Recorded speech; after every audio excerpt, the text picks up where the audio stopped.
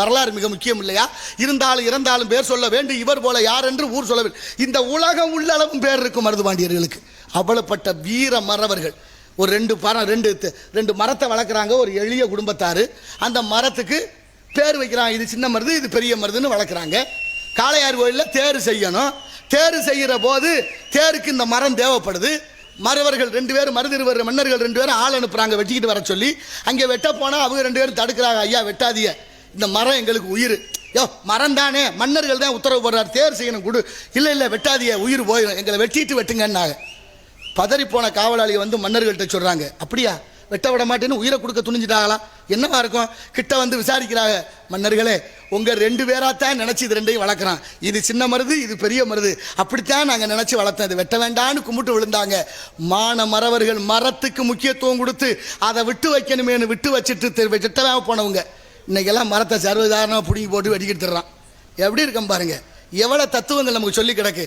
இன்றைக்கும் காளையார் கோயில் வாசலில் 2 தென்னை மரம் இருக்குது. ஒரு மரம் உயரமாக இருக்கும், ஒரு மரம் குட்டையாக இருக்கும். நீங்கள் கோபுரம் வேணா கட்டப்பட்டது ஒன்று உயரம் ஒன்று குட்டை, அது அந்த கோபுரத்துக்கு தகுந்த மாதிரி லிங்கத்துக்கு தகுந்த மாதிரி வச்சது. ஆனால் இயற்கை பறைசாற்றுது பாருங்க, நான் சின்ன மருது நான் தான் பெரிய மருதுன்னு. அதுதானே தலைவணங்கி நம்ம கும்பிடணும். எவ்வளோ மகத்துவம் வாய்ந்தது. தேர் செய்கிறாரு குப்பமுத்து ஆசாரி. குப்பமுத்து ஆசாரிக்கு ஒப்பந்தம் போட்டாச்சு. ஒப்பந்தம் போடும்போது அவர் சொல்கிறாரு, மன்னர்களே உங்களுக்கு கூலி எவ்வளோ வேணும்னு கேட்குறா. கூலி எனக்கு வேண்டாம், நான் என்ன கேட்குறேனோ தேர் செஞ்சு முடிச்சோன்னே எங்களுக்கு தரணும், அதுக்கு உத்தரவு கொடுங்க, நான் தேர் செய்கிறேன்னாரு. தேர் செய்கிறதுக்கு அவர் சாஸ்திரம் பார்க்குற வழக்கம் இருந்திருக்கு. சாஸ்திரம் பார்த்தாச்சு, ஒரு காகிதத்தில் எழுதி மடியில் முடிஞ்சு வச்சுட்டாரு. இப்போ தேர் செஞ்சு முடிச்சாச்சு. தேர் வெள்ளோட்டம். தேர் வெள்ளோட்டத்துக்கு வந்தாச்சு. காளையார் கோயிலில் பெருந்திரளாக மக்கள் கூட்டம். மன்னர் இருவர்களும் உங்களுக்கு தேரில் ஏறி உட்கார போகிற நேரத்தில் சொன்னா, ஐயா எனக்கு கூலியாக தர்றது கேட்டனே, எது கேட்டாலும் தர்றேன். நீங்களே ஆமாம் இப்போ வேணுமா? ஆமாம் இப்போ வேணும்.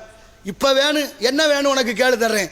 இந்த தேரில் எனக்கு கூலியாக நீங்கள் கொடுக்க வேண்டியது, இந்த தேர் வளம் வரும்போது நான் உட்காரணும்னு கேட்டார். யாராவது ஒத்துக்குவாங்களா? சின்ன மருது துடிச்சிட்டாரு. ஆனாலும் சொன்னார் பெரிய மருது, ஏதோ காரணம் இருக்குது, காரணம் இல்லாமல் நடக்காது, உட்காரட்டும் விடு அப்படின்னு அனுமதிக்கிறாரு பெரிய மருது. இப்போ தேரில் குப்பமுத்து ஆசாரி தேர் சுற்றி வருது. ஒரு இடத்துல வரும்போது தேர் சக்கரம் ஒரு இதில் ஏறி இறங்க, மேலே இருந்த குப்பமுத்து ஆசாரி தடுமாறி விழுது, சக்கரம் ஏறி இறங்குது. உயிர் விட்டு அவரை கட்டி அழுதுகிறார்கள். மடியில் ஒரு காயினருக்கு எடுத்து பார்க்கிறாரு. தேரில் யார் முதலாக சுற்றி வருகிறார்களோ அவர்களுக்கு மரணம் சம்பவிக்கும் என்று எழுதியிருந்தது.